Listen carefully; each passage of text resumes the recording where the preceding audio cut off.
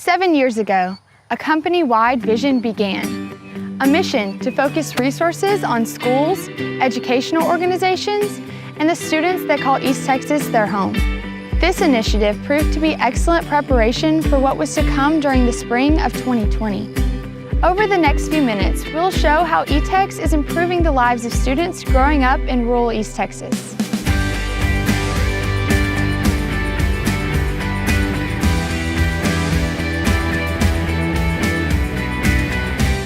To begin our story, we've asked Matt Fagioni to explain why ETEX felt so strongly about this community project.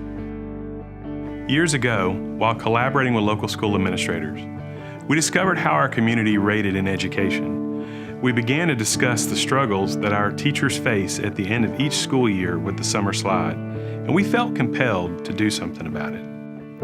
The summer slide is a phrase that refers to the reading skills and math skills that are lost during the summer months.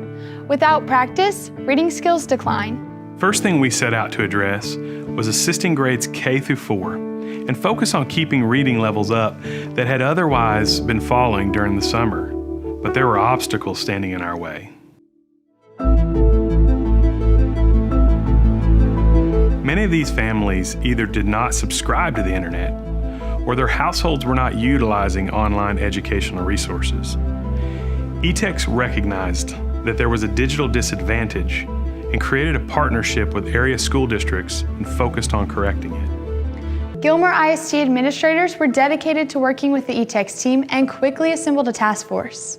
Assistant Superintendent Greg Watson was asked to identify students within the district that would be candidates for the program. Well, there's a ton of research out there that shows a direct correlation between a student's socioeconomic status and their academic achievement.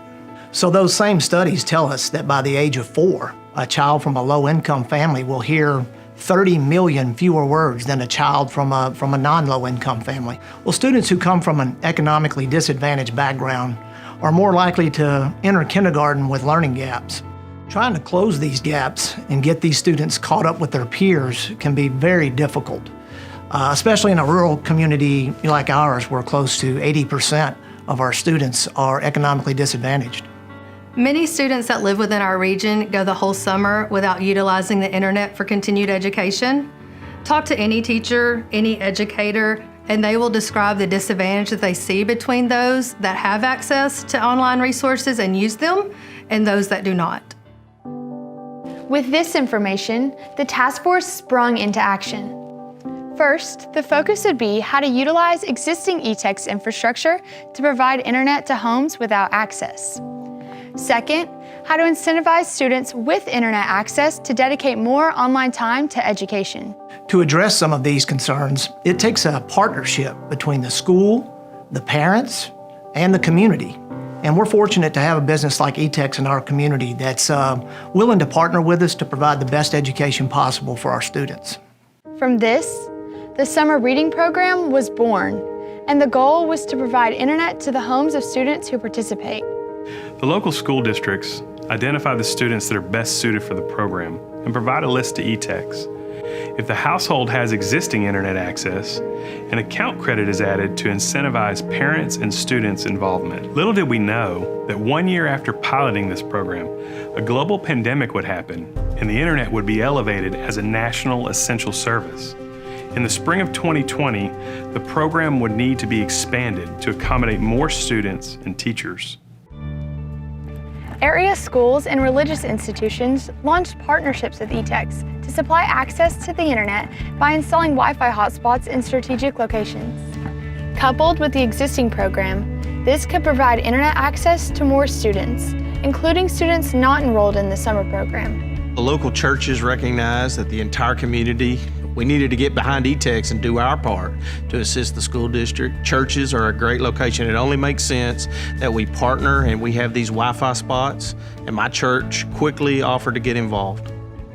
We were without fiber optics, and ETEX connected our church with state-of-the-art fiber optics. These fiber optics allowed us to live stream our services, and we never had that opportunity or chance to do that before. But our church campus, it's less than a mile from an area school district, and so when we learned ETEX was willing to partner with our church, it only made sense that we entered into this agreement together and we formed this partnership.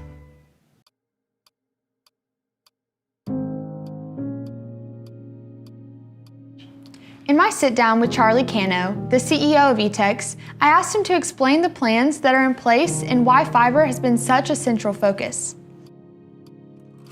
We started our mission years ago of expanding and engineering and upgrading a network, which in turn built trust with our community and especially the schools.